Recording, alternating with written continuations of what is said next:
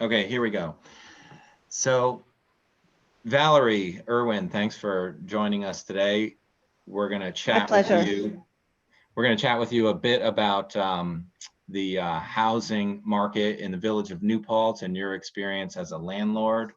So I have some basic questions for you to start Sure. off, and then we have Trustee Alex Wojcik actually sent some questions about 7 minutes ago, and these are really, really good questions. So we can go over some of those, but I'm also perfectly fine with you circling back and saying like, I need some time to, figure out how to explain, a good answer for some of them. But we'll, maybe we can just like have a part two of this conversation.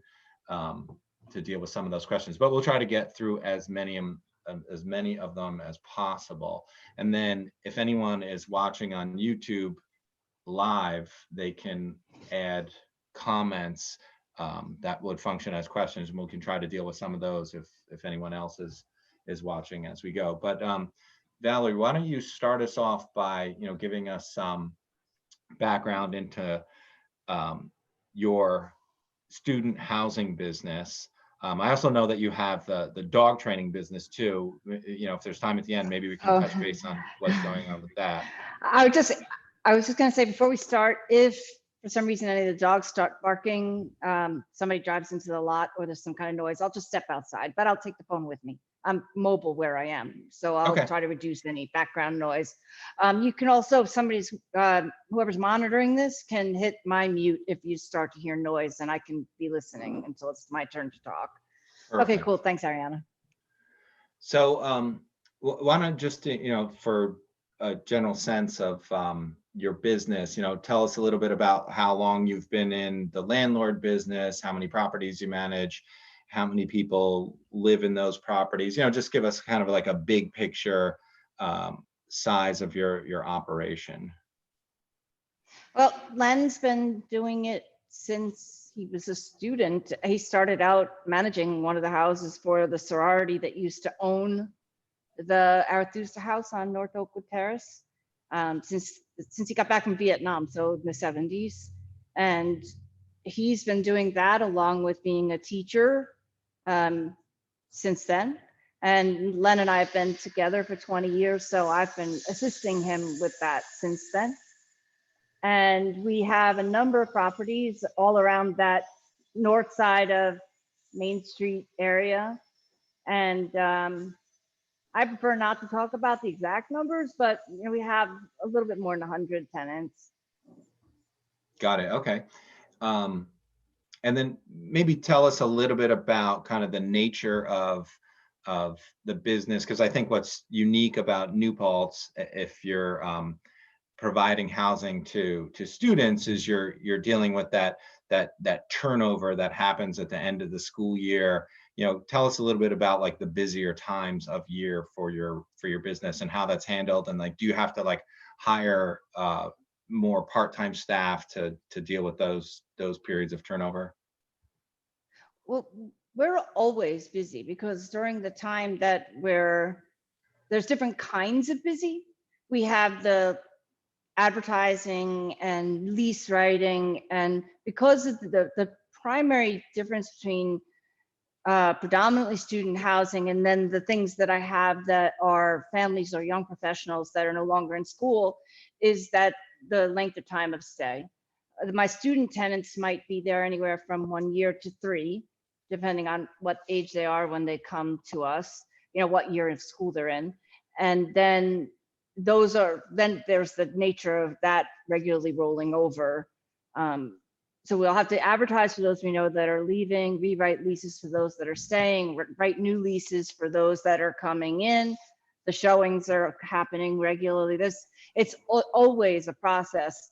The really, really hard and busy times are the rollovers themselves. That's when I have to hire extra staff and companies to come work for us to do the cleaning and painting and repairs, and that's the crazy time because we're on a timeline then, a really strict timeline, and also to get securities back on time. So I think what we want to do is to jump into some discussion about how you're managing this pandemic, and are things different right now? So like I said, we have some very specific questions that I'll give you some of those, but if you want to give us like a your general thoughts on what's been going on, has it been different this spring versus springs in the past, and give us some of your top-down observations. Oh, yeah, sure. Well, the whole thing to do with the pandemic has obviously affected all of us. And we've seen, there was the couple of weeks where panic happened, students got sent home.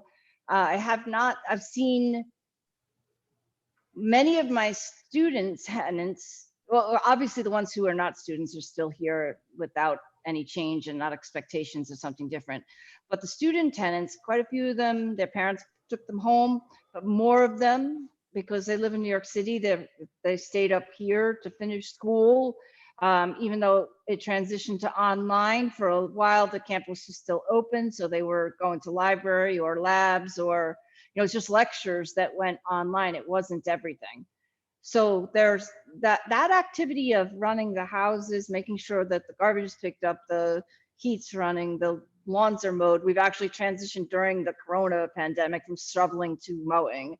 All those things are still happening. The only major changes that I've really seen have been, I've had tenants who've approached me for deferral and relief of their rent, some who, a couple who had to leave their lease altogether. We've had tenants with some pretty tragic stories that we've had to assist them through with whatever help we were able to provide. That's been the working together part. We've allowed some of our tenants to take in people who needed to stay in New Paltz, who were removed from campus but needed a place to stay. So they've moved in with some of our current tenants, and all they had to do was just let me know, these people are staying with us for this reason. We might normally charge for additional people in a house, but we didn't under these circumstances. It would have been just didn't seem ethical. And everybody's been super cooperative. I actually haven't had any negative experiences with the tenants themselves. There's been no conflict. It seems like everybody really wants to work well together. We've had, that's on the dealing with my current tenants, and there've been those that asked for help were able to receive it because so many of those that could pay did, without asking for relief from it. So we've not really struggled to make a balance because the tenants themselves have worked really well with us. There have been, a challenging thing was transitioning from being able to do showings. As a broker, Leonard's not allowed, we're not allowed to do in-place showings. As a medical person, I wasn't going to allow it under the stay-at-home order and the risk of not being able to do total proper social distancing. So we already have really good pictorial records of the inside of the houses. And for some that we had a couple of shortages with, my current tenants sent me pictures of parts of their spaces so we could use that. And we've been using pictures to, continue to rent. And that to be honest with you, the signing for new leases for next year has not changed from what I'm typically doing at this time of year without the coronavirus. Though everybody have asked about what we're going to do if school doesn't open in, at the end of August or September. And I understand that we're all going to have to make some serious changes, choices, and adaptations to that. I'm not worrying about it. I think I've been following the pandemic from the medical side as well, and I've been seeing really much more dramatic improvements in the number of cases growing. They're dropping off. The number of deaths have, thank God, been dropping off significantly as well. And it looks like a lot of this may have plateaued because I felt New Paltz did a really incredible job of keeping our numbers low by being responsible about staying home, following the rules, following social distancing. I think it's been pretty awesome. Yeah, I think I just trailed off on a tangent. I'm sorry. If you had a question related to any of what I was just saying, you can ask me.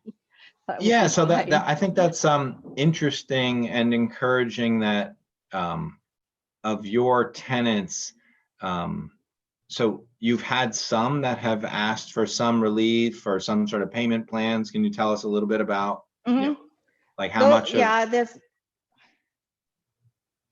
well, I prefer not to talk about the exact numbers because No, don't give us numbers. Just Oh. give us some, like, general anecdotes. I've had a couple of people who needed to go back to the city to take care of family, or that were going to be unable to finish their schooling for whatever reason. There's been a couple that have been released from their leases because of their circumstances. I asked all of them to please give me an email describing their circumstances, and I didn't require, oh, I need proof of your dad's not working, or I just asked them to outline it in an email so that I have the records of it in place in case there's ever any questions later about why, by my insurance or IRS, whatever, I have indications of my communications with the people. And that's all I asked them for. If they needed to leave, they were given permission. If they were, when they had there was nobody that I denied.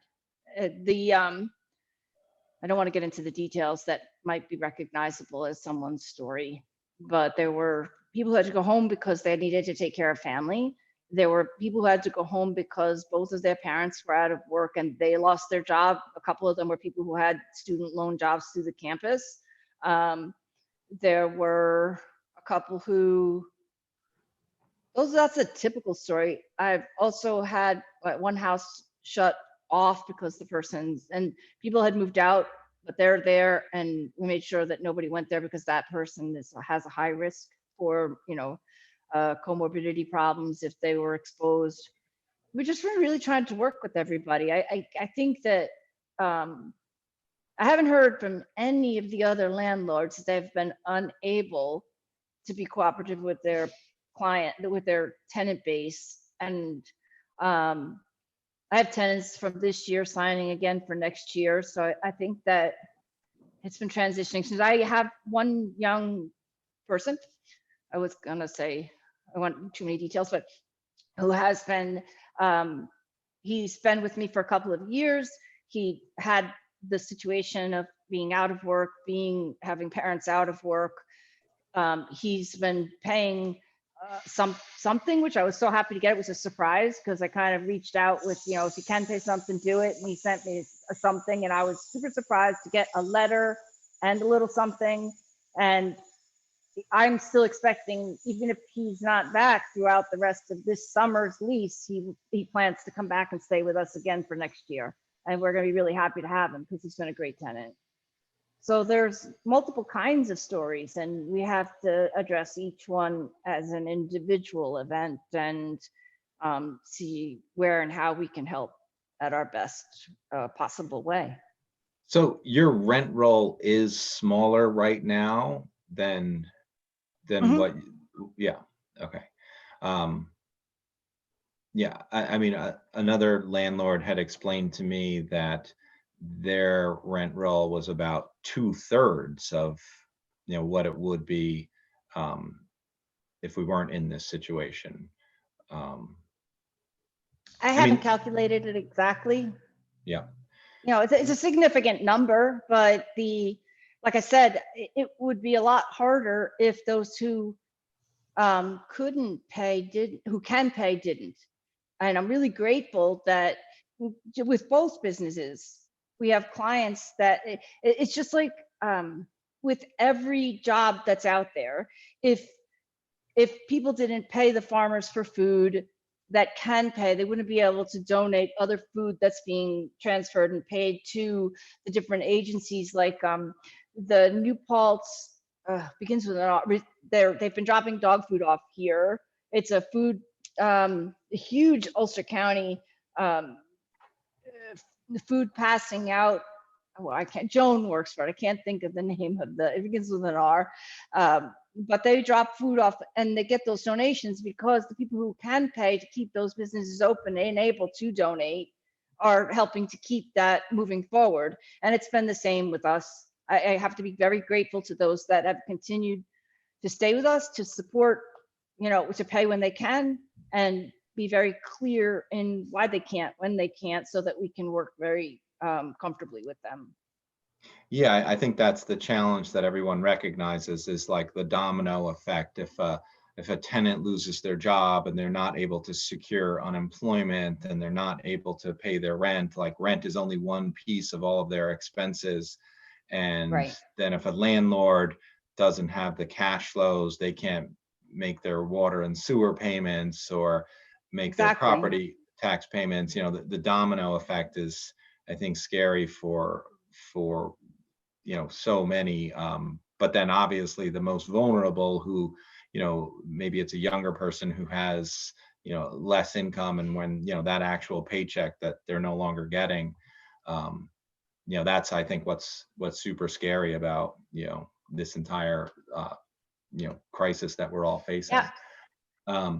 In the landlord thing, in landlord arena, we are also having to be considerate past just the tenant, because the ramifications for the tenants who still have parents that are co-signing or paying, the circle of care has to be just even a little bit bigger than just the tenant. And then there's the relationships within the group of multiple students in a singular household. We have to make sure everybody's okay and that everybody's doing. I can't even possibly see on an entire in a global way. I've been watching this on a global way since probably I first heard about it in the end of January, happening in China, that I didn't expect it to get this bad then. But everything, you can interrupt, go ahead, because I was going to go on a weird tangent anyway. Yeah, I mean, I think what you're bringing up is an interesting thing, and it relates to one of the questions that we received from NYPIRG. So, if we have a house with, like, let's say, individual bedrooms, that, managing this type of situation where it might be better to have fewer people in smaller germ pods as opposed to larger germ pods, like, are you making any adjustments in terms of a house with several bedrooms? Like, I don't even know how you would really do that without, like, structural changes sometimes, but have you thought about how those situations might be tricky to manage, considering how we're trying to shelter in place? Up till this point now, realizing that all of the houses were full when this happened. So just telling people that you've been living with everybody who may have been exposed already. And we did have students that went into self-quarantines because they'd been exposed to someone on campus, and they went through their quarantines with their roommates, practicing good protocols in their houses to make sure nobody got sick, thank God. That was pretty early on, about a month ago, I think. At that point, that was when I made the absolute that we don't go into the houses unless they've called us for a repair. We go in with a mask and warning and all the stuff like that. We haven't done a showing since the stay-at-home order. I have a lot of students calling and asking for prospective students coming to ask for tours, and I was like, I have pictures. That's the choice right now. When the stay-at-home order goes down, we'll see how the current tenants feel about showing the houses, but it's going to be based on how comfortable they are, not how I am about letting people in. Whether or not we have to arrange how the housing looks, they're coming in as groups.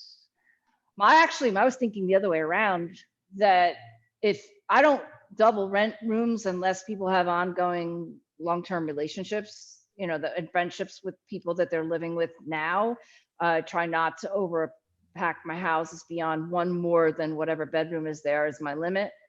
On campus, on the other hand, they have 2 and 3 people in a room on many places.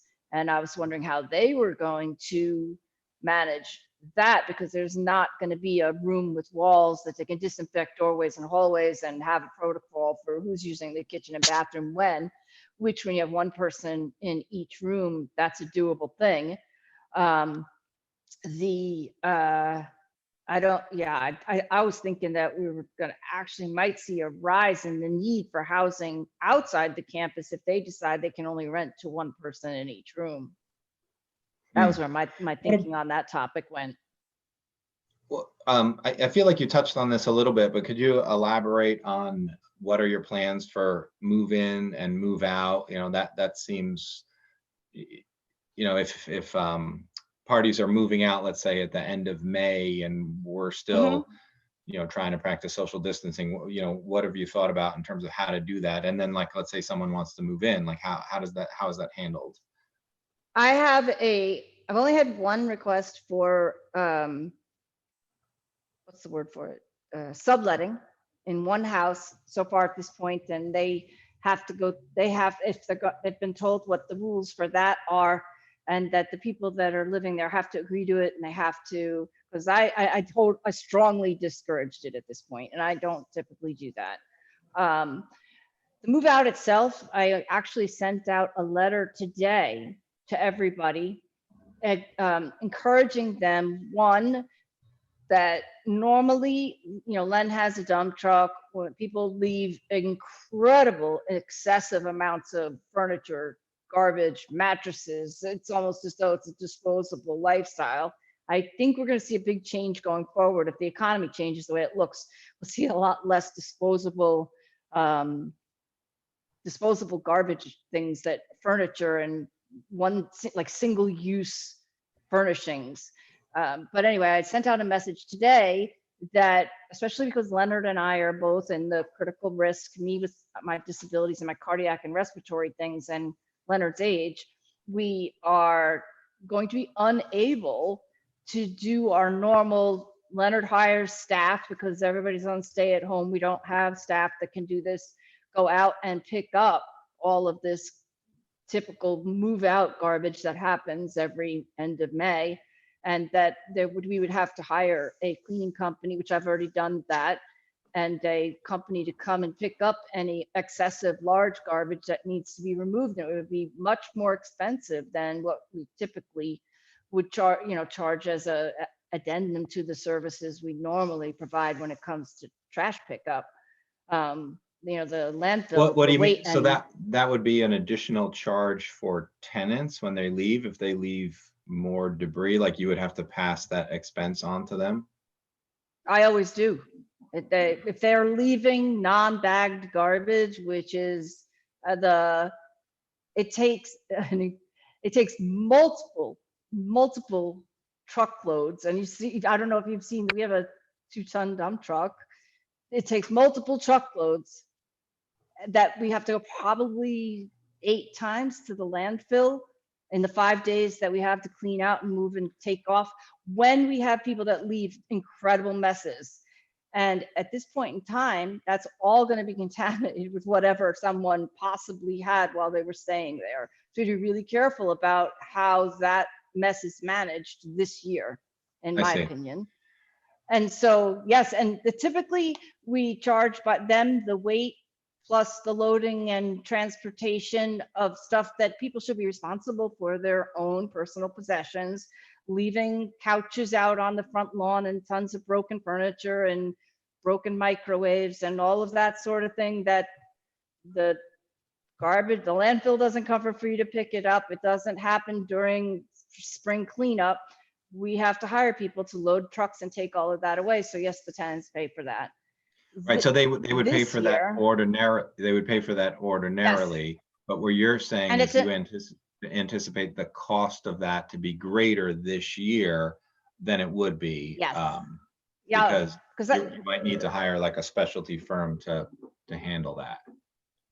Exactly. So we asked them pre-move out with plenty of notice to please find a way to get your things to the landfill, leave the houses in the state that you found them, because I want to give as much security money back as possible. I don't want them to come running up against a surprise that they lost their entire security to a dump truck to take a room full of crappy furniture that they didn't want, that they left on the side of the road and nobody else decided to take it. And quite frankly, for years, there's been a put your furniture out. We'll let people put them out in front of a really nice couch, but the next people don't want it.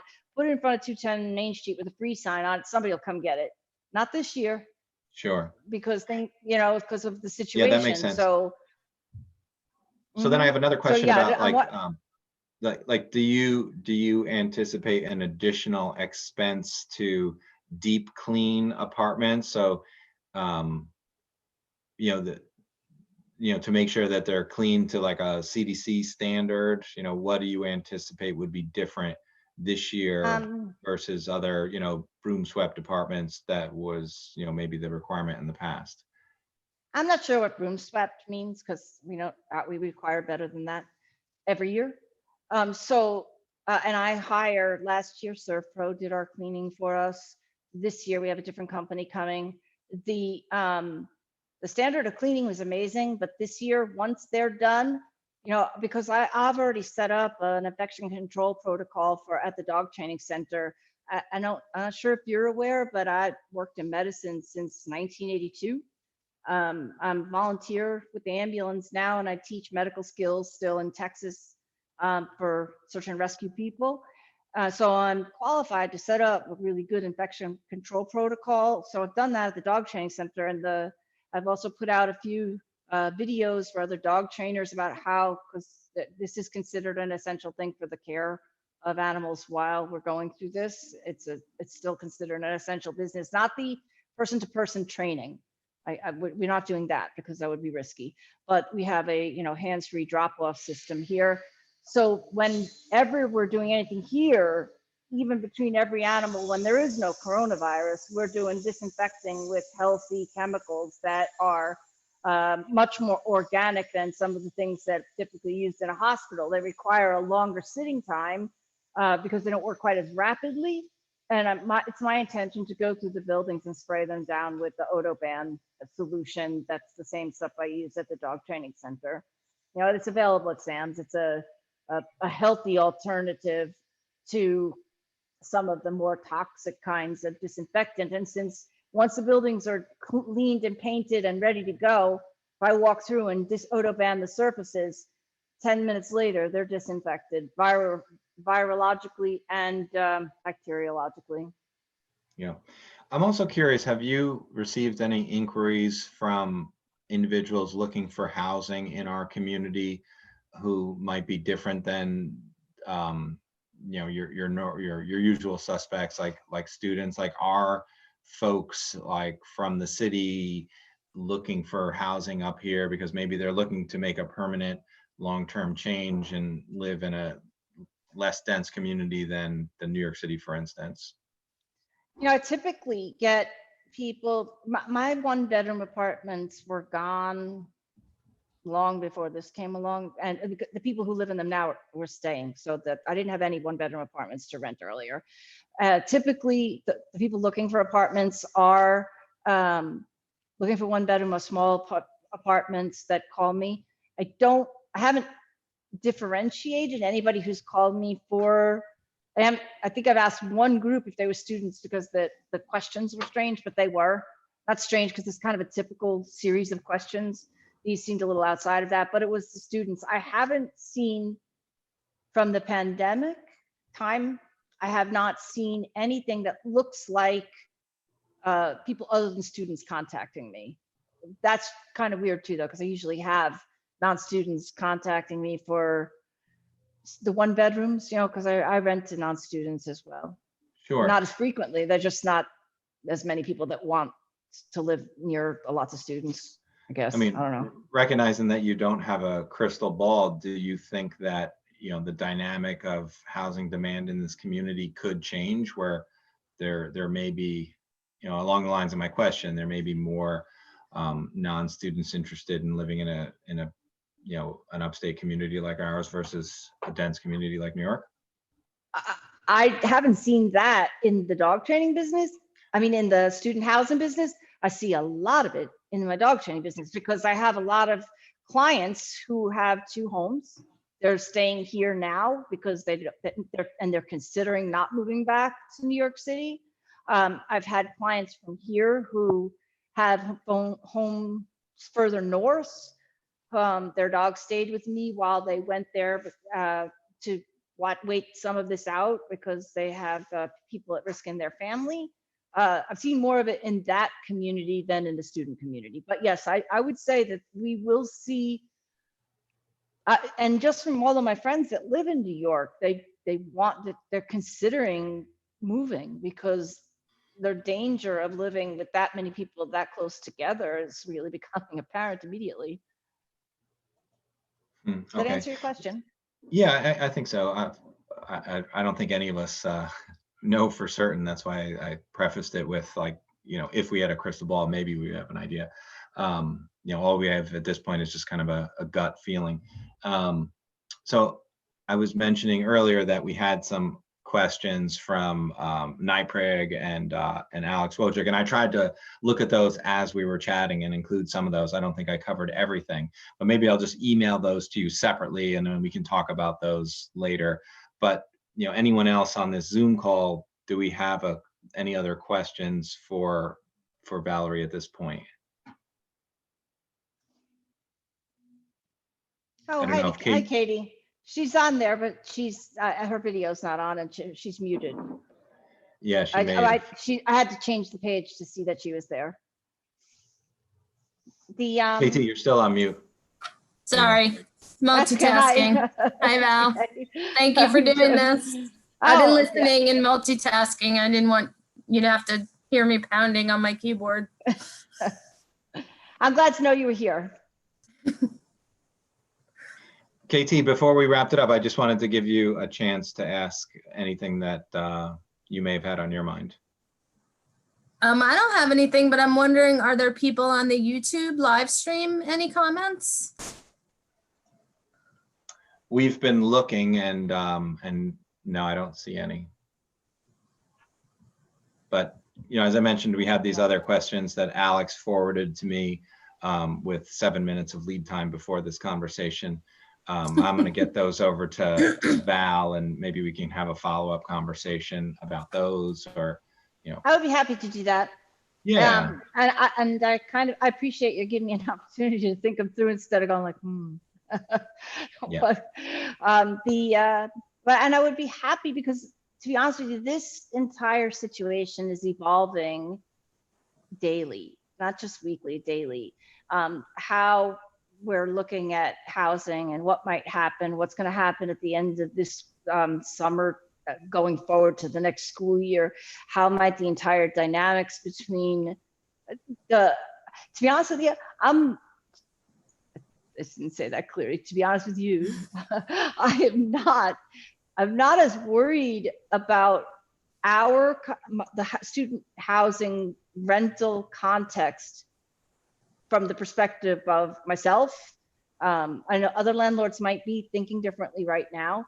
My bigger context of concern is the entire economic situation for the entire village and town of New Paltz. We have a lot of businesses that are much more broadly, immediately impacted than I am. I can't even imagine the struggles that they're going through, and I'm sure that all of us are going to have to go through some of that more extreme things at some point in time as we manage to get through this. I think that it's really important for us I like the idea of doing another conversation later so that I can answer any questions, and we'll also give other people maybe the opportunity to add questions after listening to this, but also to think of the entire context of how students support almost the entire economy of the village in many ways, but through the restaurants, through the tourism, through the housing, gas stations, wherever it's through the water and sewer bills. We need cash flow so we can service the debt that we have, since we spent several $1 million building a new water plant. So we need people here to use the water and sewer facilities. I realize we're coming to a close on this, and I appreciate you giving me such an open forum to talk about what's going on with us in it. But I really would like to hear about what you, because I'm sure you have your finger on the pulse of other ideas that people are talking about for housing, whether or not that I think when we spoke privately recently, we talked about the Airbnb and what its effect on the local situation might be. I'm not interested in going that way, but I don't know if it's something that the village thinks that might be of some help in getting through a group economic crisis going forward. If you have other ideas, I'd love to hear them about where you think it might be going. Yeah, that's probably a theme for another one of these chats, because what we're trying to do is, just have this be fairly focused and keep it, somewhat bite-sized at about 30 minutes. But, maybe we can do like a Airbnb themed conversation with some other folks in the future. So I didn't mean to like punt and not answer your question right now, but. Oh, no. I just was wondering if you had, even beyond that, and hoping actually beyond that, if you had other ideas for how to increase or maintain our, viable population numbers. That was really the question. It wasn't really about one way or another. I was wondering if there were other things that you've been thinking about. Well, I can say pre-COVID, our conversations about short-term rentals were very much about how you can't have a one-size-fits-all approach, and that, there's a big difference between a single mom doing it with a room to be able to stay in her house, as opposed to, faraway investors that are doing it non-occupied. And that was kind of when COVID, we've been talking about it for a long time. And that's the direction that other communities are moving in as well. Obviously, the whole landscape has changed. Yeah, it feels like Airbnb is a commercial pursuit. And if you think about zoning, you want to have commercial pursuits in certain zones and residential properties in other zones. I wholeheartedly agree with the point that KT was making. There's a big difference between a person periodically Airbnb being their place for some cash flow and right. Their primary residence, versus an investor with a portfolio of short-term rental properties, and then you're compromising your neighborhood's character, and then we have no more folks left who can volunteer on the zoning board of appeals or at library fairs. Like, you're really compromising what a small community might feel like, or the benefits of living in a place like New Paltz, if it just turns into just investment properties and revolving door tourists. So, which inflates the prices for the people that are here now, many of which were struggling before even COVID happened. And as you said, so many small businesses in our village rely on not just the students, but a lot of the small business owners, say they need it all. They need a little bit of the students, they need a little bit of the tourists. It's not one piece. Like in the village, the campus is our biggest water customer. So obviously our whole structure is, the whole system is based on that being continuous.